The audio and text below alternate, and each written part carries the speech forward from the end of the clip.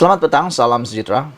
Tukar kerajaan tak mustahil, tapi tersangat-sangat sukar. Mungkin boleh jadi kenyataan jika pemimpin Sarawak diangkat calon Perdana Menteri. Wow, ini satu tajuk ulasan yang sangat bagus untuk Anda dengar dan share kepada semua orang. Sekali lagi, isu menumbangkan kerajaan menjadi juadah perbualan seluruh negara. Di ketika rakyat secara umumnya masih seronok menikmati lemang, ketupat dan rendang dalam jamuan rumah terbuka yang diadakan di sana-sini. Walaupun kerajaan perpaduan sekarang boleh dikira stabil dengan sokongan majoriti 2/3 atau sejumlah 148 ahli-ahli parlimen, ia nampaknya tidak menyekat agenda menjatuhkan daripada terus dirancangkan. Begitu juga dengan adanya Akta Anti Lompat Parti yang menghalang ahli parlimen memberi sokongan berbeza daripada pendirian parti dan menjajah akuan bersumpah atau SD tidak lagi diterima, melainkan perlu mengosongkan kerusi parlimen masing-masing. Semua itu tidak menghalang kegairahan untuk menjatuhkan seorang Perdana Menteri bernama Anwar Ibrahim. Apalagi dalam sehari dua lalu di sebalik derasnya cakap-cakap kononnya kerajaan bakal tumbang pada bila-bila masa, sekumpulan pemimpin PAS yang diketuai Hadi Awang sendiri telah berkunjung ke kediaman Tun Mahathir Mohamad untuk berhari raya dengan menandatangani proklamasi Melayu sebagai hidangan utamanya. Kunjungan pimpinan PAS terhadap Tun Mahathir itu sekaligus menghangatkan lagi isu pertukaran kerajaan. Meskipun bekas Perdana Menteri itu secara realistiknya sudah tiada taring kerana kalah sehingga hilang deposit pada PRU 15 yang lalu.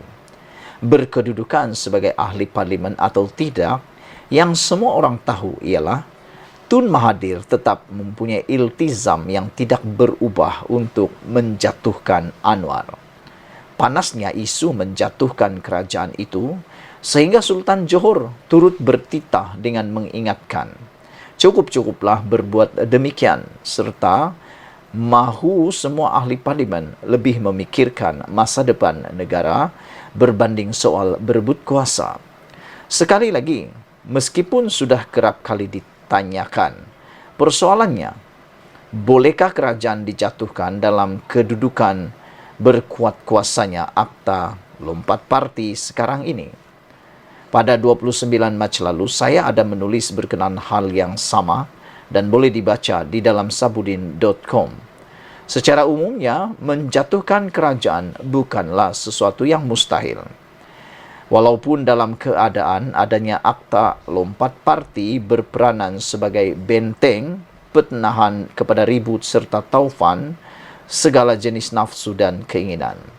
Hakikatnya, Akta Lompat Parti masih ada kelompangan dan tidak merupakan benteng penahan yang benar-benar kebal yang menjadikan kerajaan tidak boleh dijatuhkan sama sekali.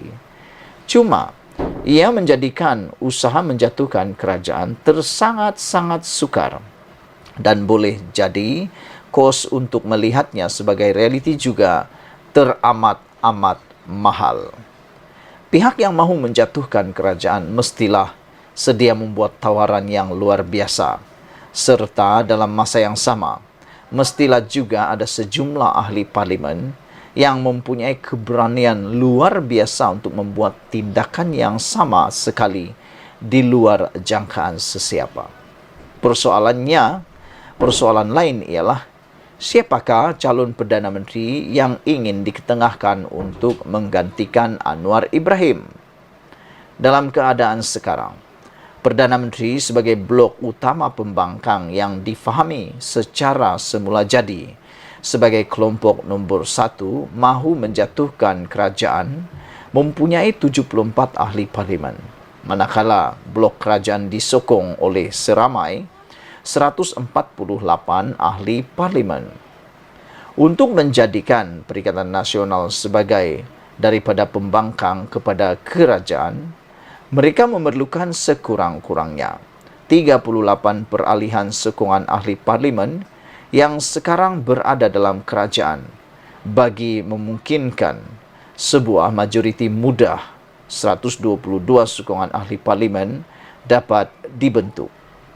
Bagaimana untuk memperoleh angka tersebut?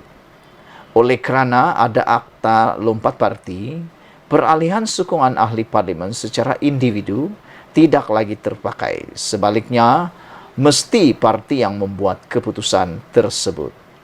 Dalam hal ini, mahu tidak mahu sebagai permulaan, Perikatan Nasional mesti mampu memancing dan meyakinkan GPS di Sarawak 23 ahli parlimen dan GPS ahli parlimen 6 ahli parlimen serta GPS di Sarawak 23 ahli parlimen, GRS 6 ahli parlimen serta warisan 3 ahli parlimen di Sabah untuk mengumumkan penarikan sokongan mereka daripada kerajaan perpaduan.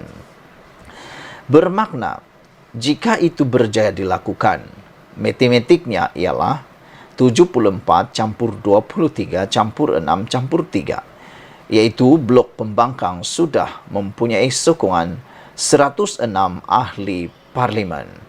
Selebihnya, ia hanya memerlukan tindakan berani dan luar biasa daripada sejumlah ahli parlimen UMNO dan BN untuk mencukupkan angka menjadi 112 bagi membolehkan sebuah kerajaan baru dapat dibentuk. Soalnya, apakah tawaran yang boleh membuat 3 parti daripada Borneo itu tertarik untuk beralih menyokong Perikatan Nasional?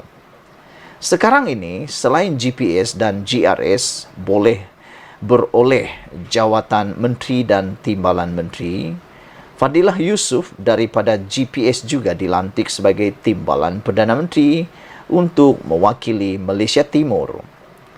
Hanya wakil warisan yang tidak diberikan apa-apa jawatan dalam kabinet.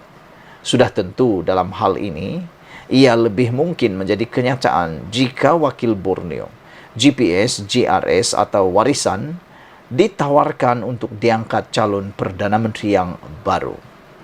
Jika Perikatan Nasional ingin menjatuhkan kerajaan dan sekadar menawarkan jawatan timbalan Perdana Menteri juga kepada wakil Malaysia Timur, keadaan pasti tidak berubah kerana ia tiada bezanya dengan kedudukan yang mereka nikmati sekarang. Diberi menu jawatan Perdana Menteri adalah satu-satunya pilihan yang mungkin mampu mendorong wujud kesatuan daripada parti-parti Melayu Timur itu untuk parti-parti Malaysia Timur itu untuk sepakat berpindah meja makan. Persoalannya, sediakah Perikatan Nasional yang di dalamnya ada Mahyadin Mat Yassin, Hamzah Zainuddin dan Hadi Awang untuk menyokong dan menyerahkan jawatan Perdana Menteri kepada wakil Malaysia Timur?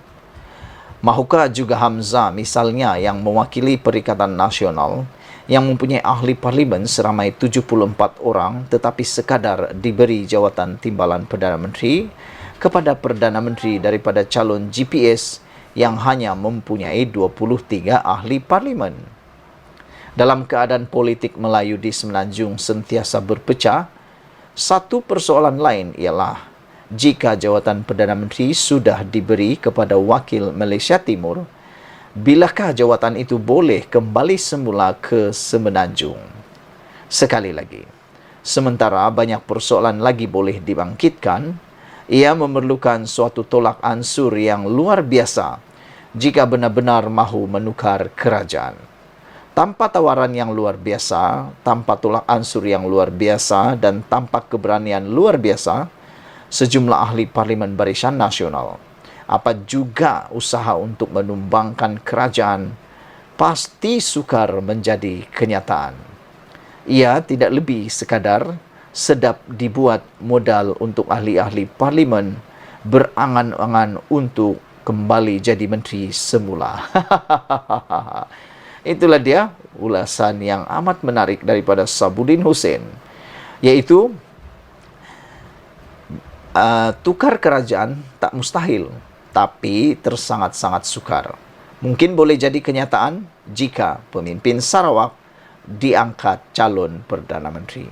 Sekian dulu untuk kali ini. Jangan lupa tinggalkan komen Anda, tekan butang subscribe. Kita jumpa lagi. Bye-bye.